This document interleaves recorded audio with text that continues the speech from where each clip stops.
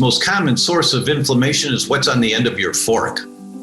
So if you're putting things down there that are activating an immune response to protect you, that's what inflammation is in your gut. Your body's trying to protect you from something.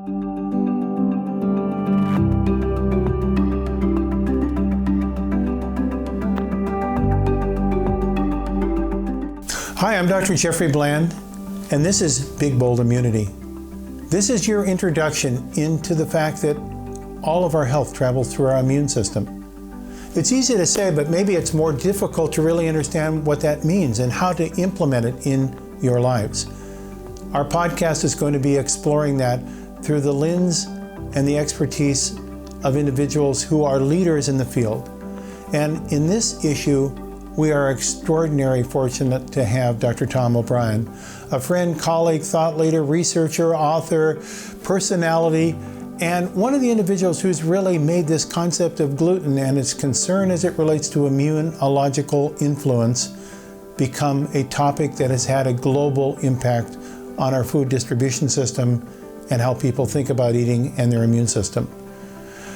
What's this all about for you? It's learning about how selections that we make based upon our individual characteristics can influence our immune system. Through Dr. OBryan, you're going to learn some things that probably you never heard before as it relates specifically to how our genes and our diet influences our immune system and how various foods that we eat play principal roles in activating our inflammatory processes and may even relate to the whole family of 88 different disorders that we call autoimmune diseases. But more than that, you're going to learn about Tom OBryan as a person, a very individual, as we all are, who carries his journey in life from which we can learn much about our aspiration to health. So let's now get into a discussion with Dr. Thomas OBryan. Well, welcome. Here we are at our Big Bold Health podcast, and oh my word, am I so excited. You'll notice, I wish he was seated next to me, but virtually seated next to me is Dr. Tom OBryan. Tom and I have shared a journey in life, both professionally and personally now for several decades. And Tom is more than just an intellectual treasure to me. He's an intellectual, personal treasure. And, there's, in our road of life, many people we have the privilege of meeting. Every individual brings their own unique texture to our lives of experience. And, I'm a believer that at the end of life, the winner is the person that's had the most personal positive experiences in their life with other people. That's the winner of all. And I've been very, very fortunate in my life in traveling, more than 6 million miles. Even to say that sounds crazy, but that's true. To have met many really remarkable people and learned so much. But on my short list is Dr. Tom OBryan, who is one of those seekers, a shared person walking on this trail of self-discovery and bringing experiences through his own lens to the world that can be shared with many others to their betterment through his diligence, his perseverance, and his depth of thinking. So Tom, thanks for being one of our charter members of our Season 2 of Big Bold Health.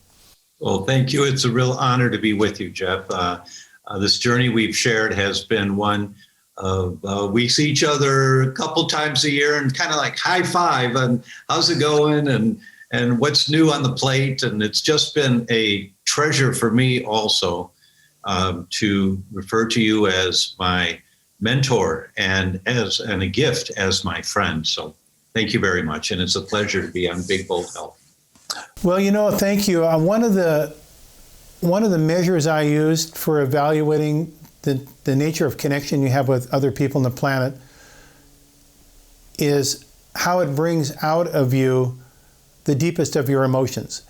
And you and I feel, have shared the privilege of having a number of deep conversations that certainly brought me to tears in a very positive way, and I think you as well.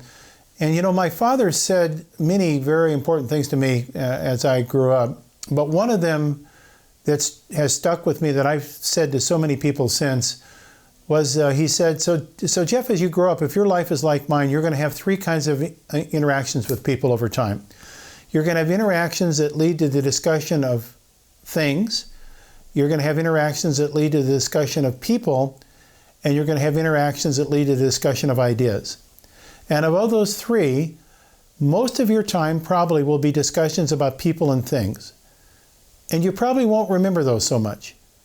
The minority of the interactions you'll have will be those that lead to the discussion of ideas. And those will be much fewer in number, but those are going to be the ones that are seminal in your life that you'll remember. And I've thought about that so many times because it's true. The greatest memories I have are those less frequent experiences where you can touch together with a person in communication around the substance of ideas of being human.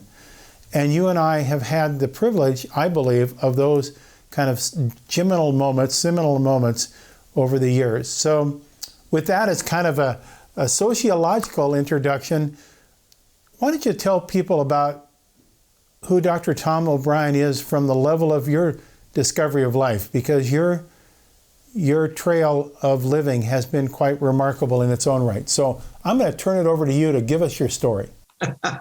Oh my. Born in Detroit, tough kid growing up, tough neighborhood. Many of my friends didn't make it into their mid to late 20s. They're gone. But my heart was always in people, always in community, and always wanting to connect. And spent 8 years in Ann Arbor with my hair down to my waist and a beard. And I was a baker. I don't know if I've ever told you, I was a baker in a natural food restaurant, baking 48 loaves of the best destination bread, meaning people drove to get it. Just the very best unyeasted, stone ground whole wheat flour, water, and salt. But we'd get it to rise. It would take 24 hours to rise with the natural yeast. And it was just a fabulous bread. And, you know, the bread comes out of the oven. I'd take a slice. I'd cut off about a thick piece of an end cut. And I'd put peanut butter on it. Protein, got to have protein. I want to be healthy. That's what my thinking was. Then I'd pour honey on it. And then a slice of bananas on top of that. And it was just delicious, but it was a blood sugar time bomb. And how about that gluten, Dr. OBryan? Right. You know, now that a slice of whole wheat bread, it's called the glycemic index, how much sugar your body thinks is in what you're eating, that a slice of whole wheat bread has a much higher glycemic index than a Snickers bar. And I was doing this every day when bringing the loaves out of the oven. And so in my late 20s, I had blood sugar problems. You know, back in the 70s, in the 80s, we were talking about hypoglycemia, and everyone had hypoglycemia. And that, to some degree, that was probably true. The vast majority of people did. But that's what got me into health. And I started reading this magazine that was out called Prevention Magazine. And there was an author, he had a monthly column of case studies. It was a doctor. And he was from the University of Michigan, and I'm from the University of Michigan. So I resonate with this guy. And so I would read his case studies. This was Jonathan Wright. And he was writing case studies about somebody came in to see me. They had piles, and he used the language that the people would use. And then he'd talk about the exam he did, and then he'd make a dietary recommendation and some nutrition. And for a paragraph or two down, all of a sudden the guy comes back in 6 months and his piles are gone. And then at the end of it would be a reference to a medical study as to why this particular food had benefit with that condition. And I read those case studies every month, and I found that I was I certainly was looking forward to them, reading the next one and reading the next one. And my love at the time was martial arts. I was teaching Aikido, and I had gone to Japan, and I was a deshi. I lived in the main headquarters. Being a deshi means you get to clean the toilets. And so that's what I got to do. But I missed my girlfriend. So eventually I came back and I married her. And when it was time for a real job, I thought about healthcare. And I said, you know what? I can do this. Diet, some vitamins and things. And because Jonathan Wright is such an excellent writer and just a brilliant guy, a true pioneer. And so I looked at osteopathic schools, and my uncle's an osteopath, and I was accepted, and but I just didn't like hospitals. And I was a hippie in Ann Arbor, and I just did not like hospitals at all. And my girlfriend, soon-to-be wife, had a back problem. She couldn't walk. My friend at work said, I took my wife to a chiropractor. And I said, what's a chiropractor? I didn't know, but we called. He said, bring her right in. I carried her in. She walked out.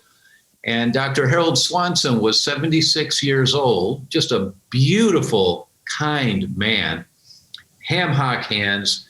But, he said, Tom, you come back and watch. Oh, okay, Dr. Swanson. So he saw something in me. So I went back and I'd visit every once in a while. And Dr. Swanson said, this is Tom. He's going to watch. And the patient would say, oh, okay, hi, Tom. I'm a long-haired guy with blue jeans with holes in them, and not the fad holes of today, but worn-out blue jeans back then. And I would watch, and Dr. Swanson would say, Carol has asthma. She has difficulty breathing. Now, Tom, and Carol would be laying on the table and say, feel here. Do you feel anything different here? And he'd put my hands around between T2 and T4, the upper back area. And he said, well, Dr. Swan, it kind of feels like the muscles over here are a little like more than on the other side. He said, that's right. I'm going to adjust that area, and it might help her breathe a little better. And he'd make an adjustment, and the patient would get off the table and say, oh, it always feels so much better, Dr. Swanson. And so that was my introduction.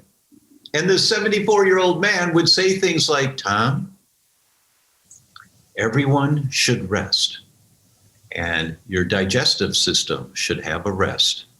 So one day a week, give your system a rest.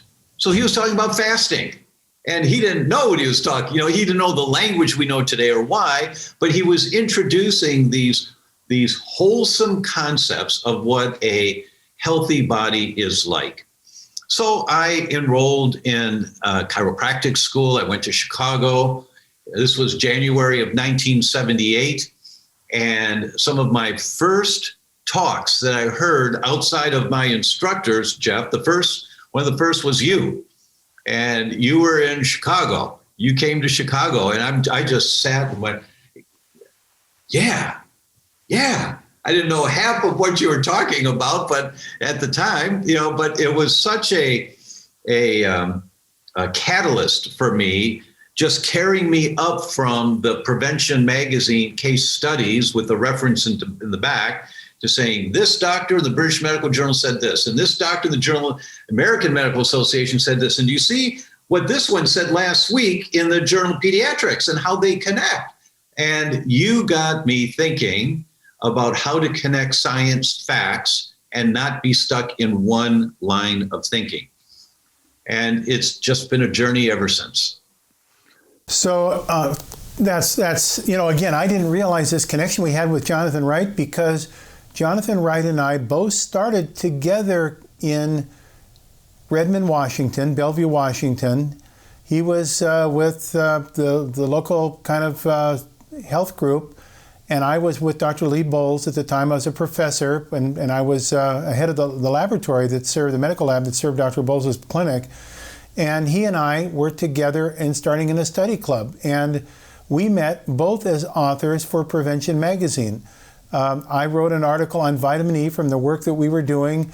It connected him to me, and we both started then in this study club that ultimately became a study club that Dr. Joe Pizzorno and many others, the founding fathers and women in natural medicine in the Puget Sound area were all engaged in, that became Functional Medicine Update eventually, that I did for 35 years. So all of this connection is interesting history. And for me, one of the things that has struck me about your career is your ability to humanize, personalize, and demythologize a lot of this gobbledygook that I talk about, the deep science. And I remember I don't know if it was your first lecture series you did that we did in combination, but one of the early ones where you were talking about your father and your mother and the relationship of that kind of guided some of your principles and thinking. Maybe you could share, without getting too personal, but I think all of these are part of what sends us on our way to become advocates and to reach out beyond ourselves. Well, my father died in 1990 of a massive coronary at 64 years old. He had no cardiovascular indicators whatsoever. And the pathologist, chief pathologist, City of Detroit, friend of my brother's, did the autopsy, and he called me and said, "Dr. OBryan, I'm sorry, I don't know why your father died." I said, "What do you mean?" "Well, he had a heart attack, but there was no evidence of a clot. And he only had 30% blockage in his left descending coronary. Now that's the widowmaker, but that's not enough for the blockage. We suspected foul play. I'm sorry, but that's the law." So he did toxicology screens. There was nothing. He looked for needle marks on the whole body. There was nothing. He did lung biopsy. There was nothing. He said, "This is the second time in my career I'm baffled. I don't know why your father died. He had a heart attack, but we don't know why. We don't know why." Well, that sent me on the hunt. And the first person I called was you. And you said, of course, "Very sorry, call Kilmer." And I called Dr. Kilmer McCulley. And I said to Dr. McCulley, he's the godfather of homocysteine research. It's a marker of inflammation in the body. And I said, "Dr. McCulley, I know that an elevated homocysteine can cause vasospasm, meaning the blood vessels to spasm, like restless legs and that kind of thing." He said, yes. "Can an elevated homocysteine cause a vasospasm at the site of a 30% blockage in the left descending coronary artery, effectively making it a 100% blockage? And then when the heart attack comes and the person dies, the blood vessel relaxes again?" And he said, "Tom, that is an entirely sound theory. We've reproduced that in the laboratory." But by that time, my father was buried, and no one had ever checked a homocysteine level for him in 1990. And so I did the next best thing. I checked mine. I had elevated homocysteine. My brother did. My sister did. 19 of my 21 first cousins did. And so it's genetic. And so the assumption is my dad had an elevated homocysteine. That's a $40 blood test that his doctors never ran on him. And so every new patient exam I did for 20 years, we also checked homocysteine. And we found a lot of people that didn't know that they had elevated homocysteines. Now, an elevated homocysteine occurs most often because of a B vitamin deficiency. You're just not getting enough of the B vitamins. And it's so easy to fix. You fix them in 3 weeks. And doctors I always say, you recheck in 3 weeks and make sure what you've given the patient has done the job, and so that the metabolism is now working better. It doesn't take long to know if you fixed it or not. And so why did my father have a B vitamin deficiency? Well, by then I was already on the trail of wheat-related disorders. And of course, we know B vitamins are absorbed in the first part of the small intestine, which is where celiac disease occurs, in the first part of the small intestine, because that's where the inflammation begins when people eat wheat, is in the first part of the small intestine. And if you have that inflammation, you're not going to absorb the nutrients very well there. So my dad had a functional B vitamin deficiency, which caused an elevated homocysteine, which caused a vasospasm at the site of a 30% blockage, making it 100% blockage. And we lost our dad at 64 years old. And so that just got me, after that, when a patient would come in and we do our exam, and I would say, I suspect we need to check this, this, and this. And the patient would say, well, how much does that cost? Or does insurance pay for it? And I said, well, it depends on your insurance, but likely to pay for these first two, but this last one, most likely not. It won't pay for it, but this is why I think it's important.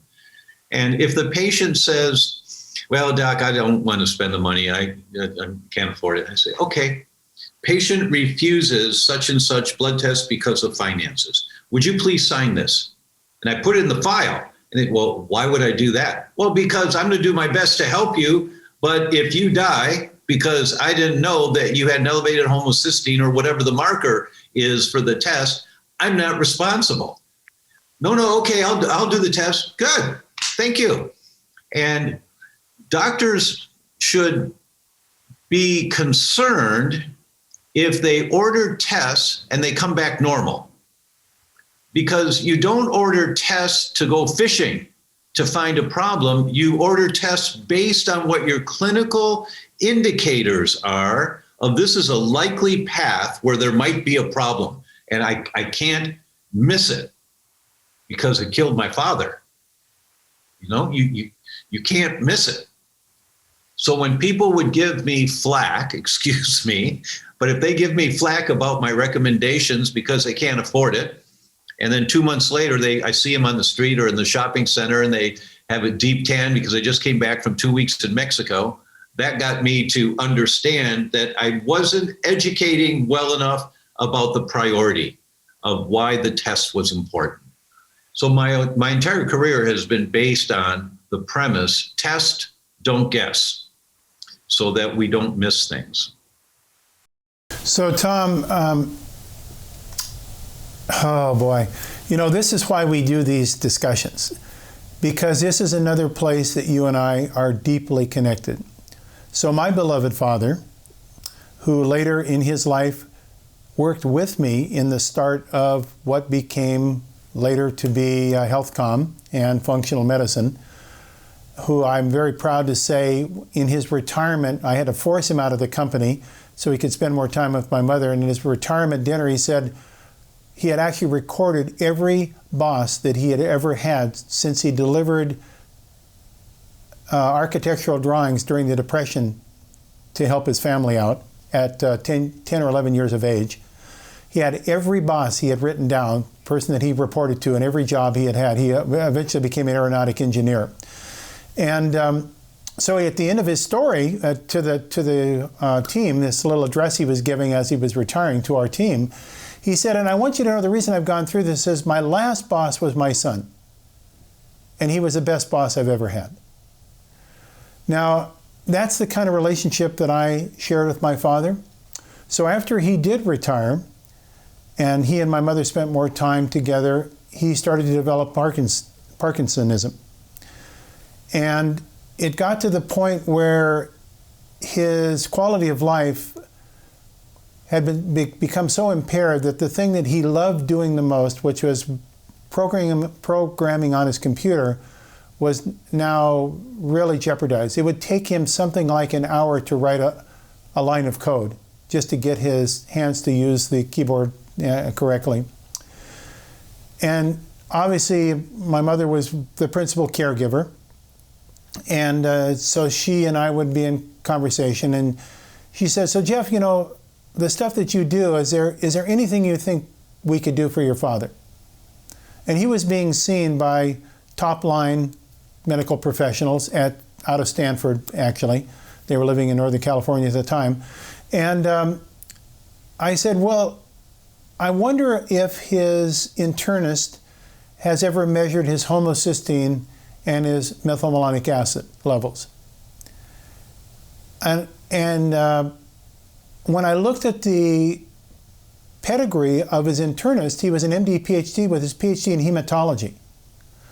So I just made an assumption, right? Just as you were describing with your father, that maybe that something had already been analyzed with this level of expertise. And so when I then called him and spoke with him, it turned out that no, it had not been analyzed. And then he said, well, why do you think it's important? And so I gave him the Tom OBryan story in capsule, and he said, "Oh, are there any papers on that?" Well, you never asked Jeff Bland or Tom OBryan for papers, right? So I said, well, let me fax. This isn't the day of faxes. I said, so let me fax you some. Well, it turned out to burn out his fax machine. I just sent, a whole ream of papers. So the next day, his office manager called me. She said, so the doctor would really like to talk with you. And I said, well, yeah, please. That's why I sent all those papers. And he said, well, this is a whole area that I was unfamiliar with. I didn't understand this association as these papers are describing. And so where can I get this test done? So I said, okay, well, let me work out a couple of laboratories options for you. Then he came back and he said, well, I'm not sure that Medicare will support these tests, so I'm not sure I can call them because I don't want to get in trouble with Medicare. And I said, well, let's not worry about that. I'm more than happy to pay cash for the test. That's not the issue. So then finally we got over that hurdle, which was the reimbursement hurdle. And then the data came back, as with your father. Well, you didn't know for sure, but in my case, I did know for sure. My father's levels were elevated. So then he said, so what do I do about this? So I said, well, why don't you prescribe a therapeutic dose of folic acid. I suggest this is pre-5-methyl tetrahydrofolate, and intramuscular vitamin B12. And I said, and why don't you have your nurse teach my mother how to administer the IM B12 so he could get it daily. And he said, oh, gee, that sounds like a lot of B12. And I said, well, relative to a normal average person, maybe, but maybe in this particular case, we're going to use this test to titrate what levels required to get his homocysteine levels and methylmalonic acid levels down. So that started. My mother was giving him daily injections. And she would call me daily and report in and would say, well, Jeffy, I'm not noticing any change yet. Your father's still in pretty much the same condition. 10 days into this therapy, my mother calls me and she's frenetic and she's crying. And I am really worried that something really disastrous happened. So I try to get her calmed down. Eventually I'm able to, and she catches her breath. She's able to communicate. And I said, I'm thinking the worst. And I said, so has Dad really had a serious problem? He said, oh, no. It's the opposite. I'm calling for the opposite. For the first time in the last 3 years, when I woke up, we're not sleeping in the same room anymore because your father didn't want to keep me asleep with all of his restlessness, so he's in the other bedroom. So for the first time in 3 years, I'm woken up by your father, who's fully dressed, on his own, standing at the foot of the bed saying, it's a lovely day. Do you think we can go on a picnic today? For the next 4 years, my father was at his computer every day. He completely regained his cognitive function, and it was a miracle. Now, let's ask the question about the physician. The physician then observed this. So he calls me up and he says, so I looked you up and I see that you do something called functional medicine. He says, does that relate to what you were doing what I was doing with your father?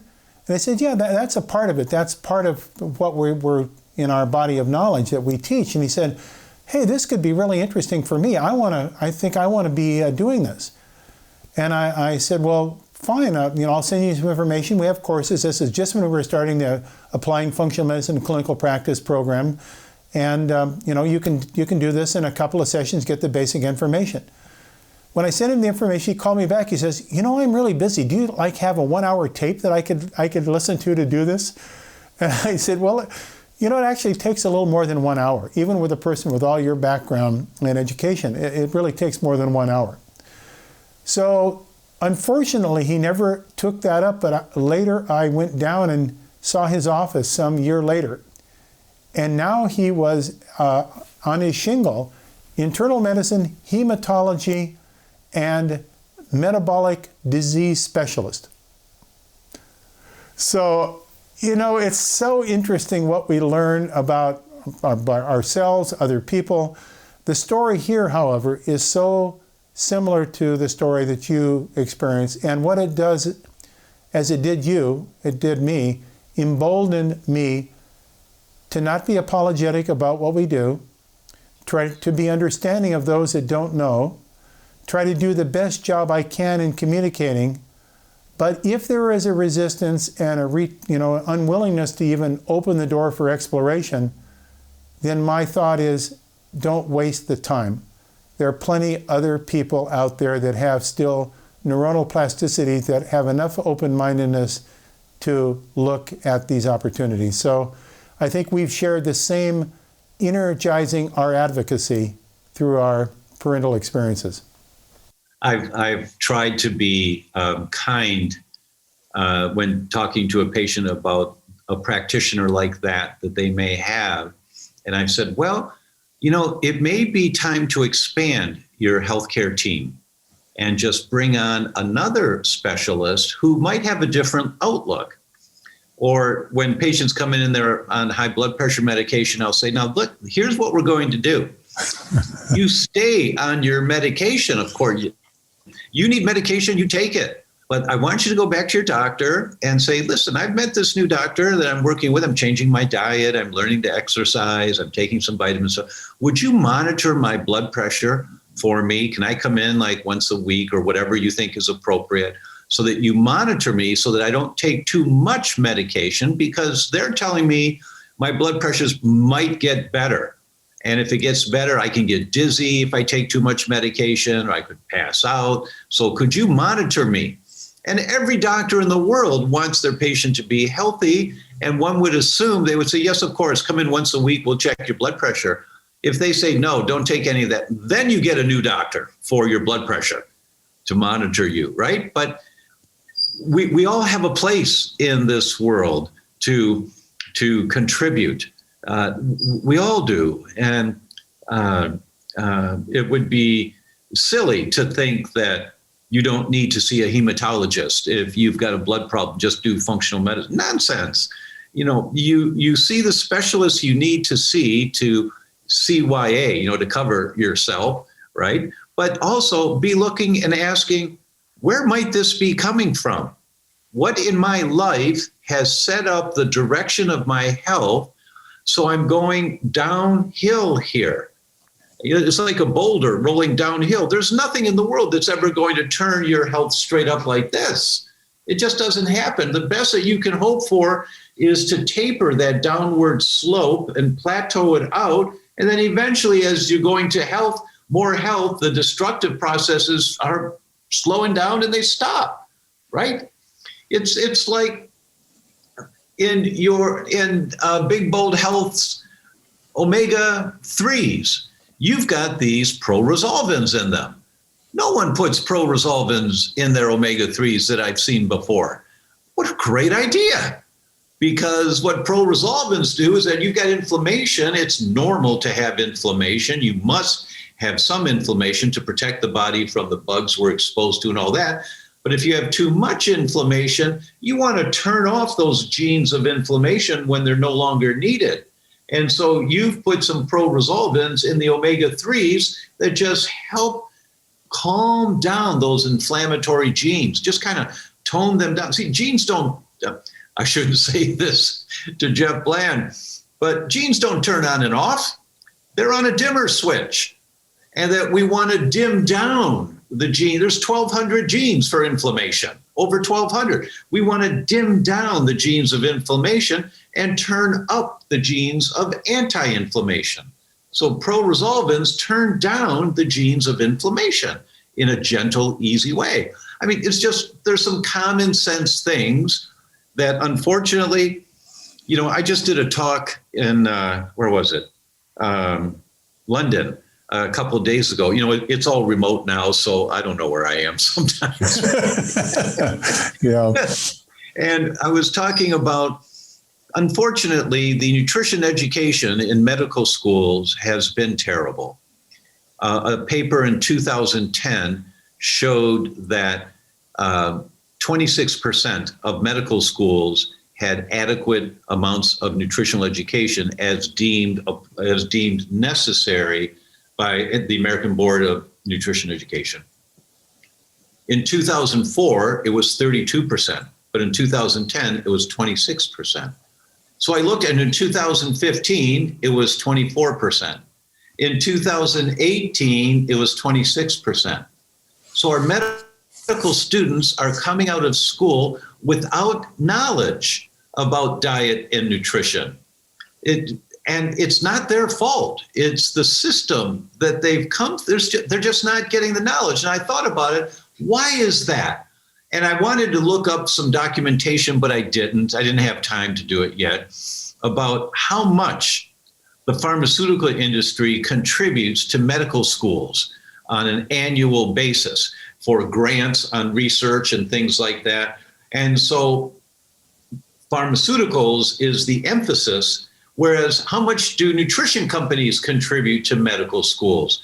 And it's probably, and you may know better than I, but I don't think it would be very much at all. It's peanuts, if anything, compared to the pharmaceutical industry. So our doctors, our new doctors, are being trained on what the influences are that are coming in. And so it's not their fault until they start talking to you saying, when you hear a gastroenterologist that you've gone to see because you've got some kind of gut issues, maybe an autoimmune disease or some kind of gut issues, and they tell you, no, it doesn't matter what you eat. It doesn't have anything to do with it. You know that you're talking to the wrong guy, right? Anything that's going on in your digestive tract is going to be influenced by what you put in the digestive tract. You put bad gas in a Ferrari, it's going to run like a Studebaker. You know that? So there's just some common sense things like that. Well, I think one of the things that you have done brilliantly on kind of a broad platform, if you've taken the concept of eating by using gluten and gluten-containing grains as an exemplar, and you've connected it into health and the healthcare system in a way to show the continuity. It's not that in and of itself. It is what it embodies to the whole of the nature of how food, agriculture, food processing, food delivery, food preparation influences the function of our body through this signaling system called the immune system, of which something like 60% is clustered around our intestinal tract. That's your beautiful message, because you've harmonized those, showing how they're integrated through using gluten and glutinous grains as an example.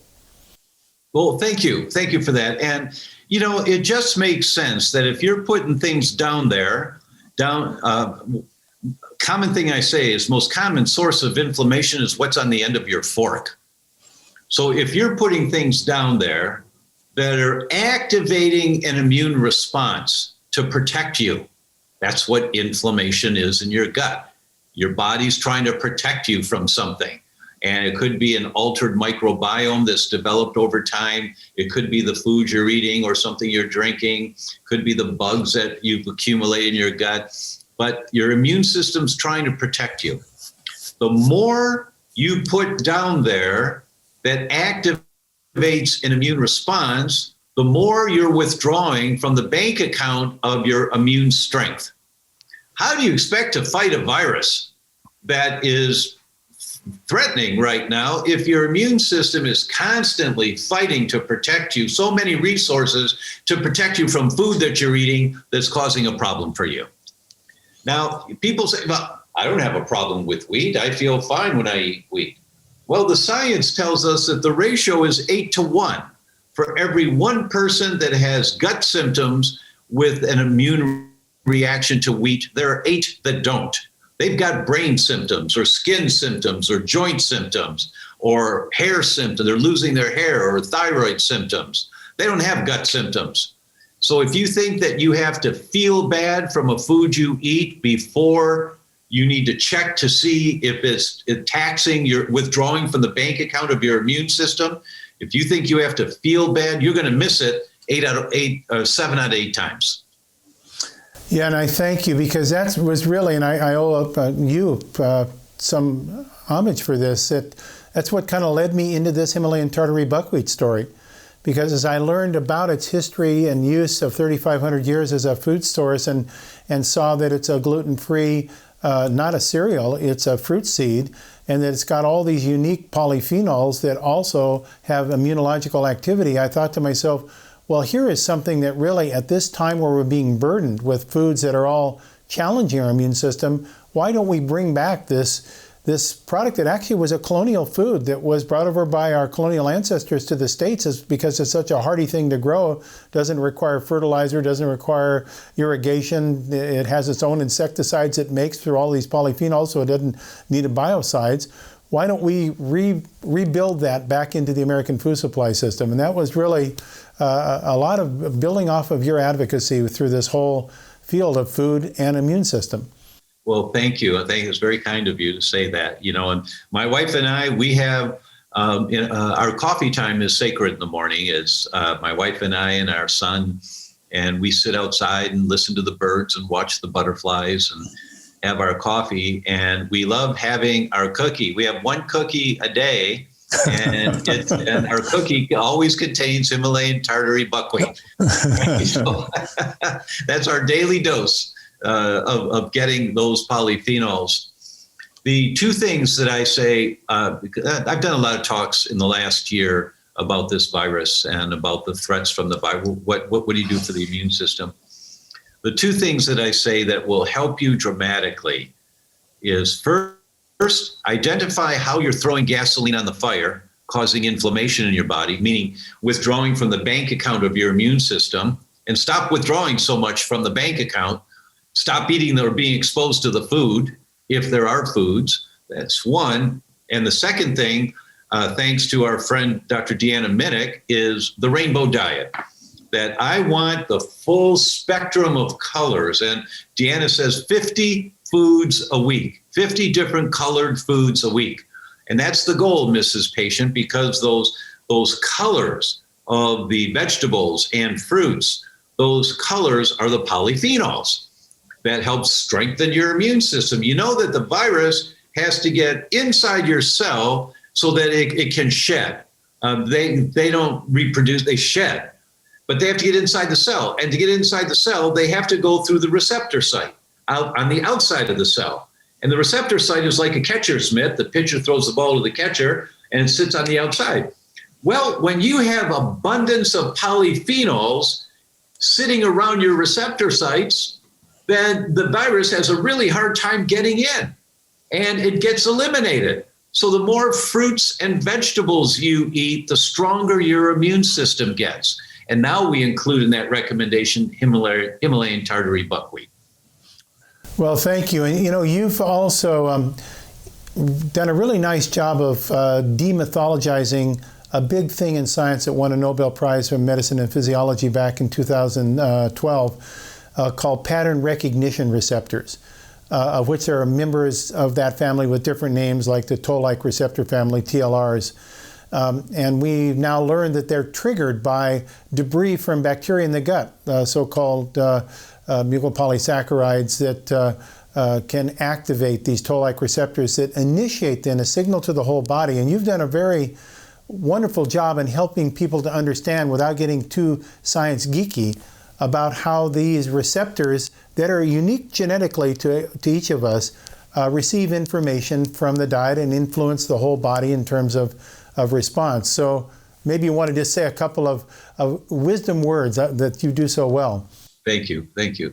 Mrs. Patient, you have the same body as your ancestors thousands of years ago. We have the same kidney, the same lungs, they work the same immune systems. Our immune system for our ancestors had to fight against bugs, parasites, viruses, mold, fungus, and bacteria. That's it. There was no red dye number 42. There was no soda pop. There was no colas. There was no BPA, bisphenol A, the plasticizers that we're all exposed to. There was none of that. Bugs, parasites, viruses, mold, fungus, and bacteria.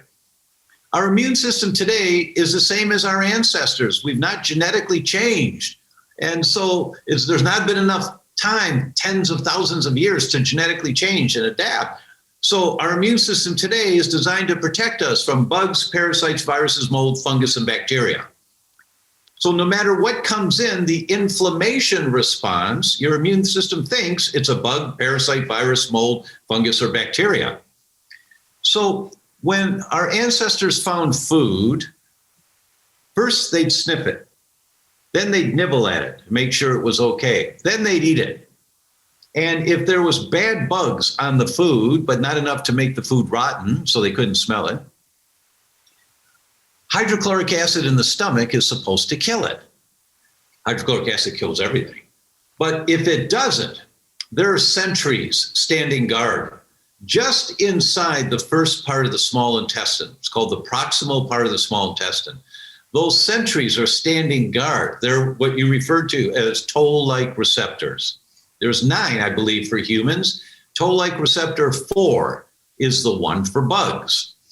And so those sentries are standing guard just in the inside of the small intestine. So anything that comes out of the stomach, if there's a bug that comes out of the stomach, toll-like receptor 4 gets activated right away. What happens? It sends a message and you get leaky gut. And the mechanism, you make more zonulin protein and it opens up the space between the cells. Water comes into the cell, that's leaky gut, because it's washing out the bad bug. That's its job. Oh, there's a bad bug here. Let's wash it out. Turn on the garden hose. And you turn on the hose in your gut to wash it out. That's the first thing that toll-like receptor 4 does.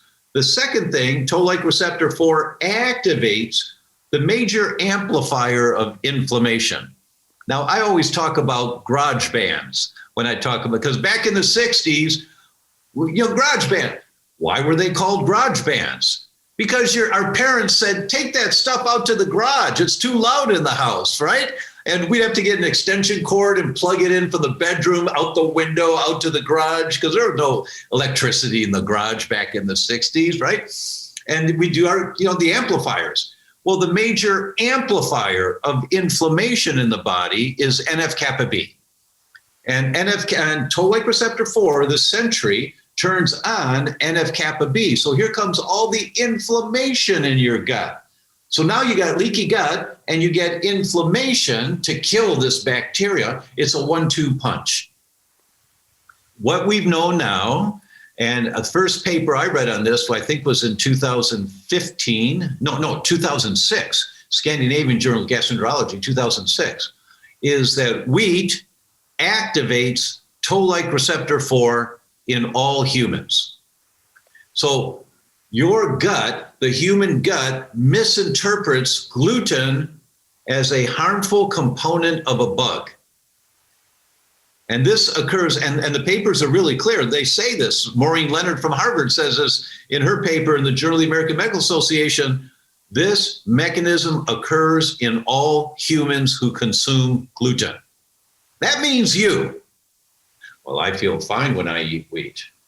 Well, remember the ratio is 8-1. It doesn't matter how you feel. Do you have headaches? Are you on medication for high blood pressure? Do you have skin problems? It doesn't matter where the symptoms are. You always want to check. If you're dealing with a health concern that is not getting better the way it should be, just check properly to see, do I have a problem with wheat? Just check. Well, Dr. OBryan, as always, information content dense, huge news to use, such fun. Your ability to weave stories and articulate them in engaging ways is a huge skill, a huge gift that you have. This is Big Bold Health in the reality. This is what we're talking about, taking charge, being big and bold about it. I can't thank you enough for allowing us to walk down your journey of life with you and to have a chance to look in a few of the nooks and crannies of treasure trove of information. And we wish you well and continue to do the extraordinary work as an ambassador that you're doing. And we're going to be following you closely. Thanks so much. Thank you, Dr. Bland. And I'm just thinking about this. It's now a privilege to include in my own resume visiting faculty, Big Bold Health. Really happy to be a part. Thank you so much. Well, I will appoint you as a demonstrable member of our core faculty from here on. So thank you so much. Be well. Thank you. Thank you.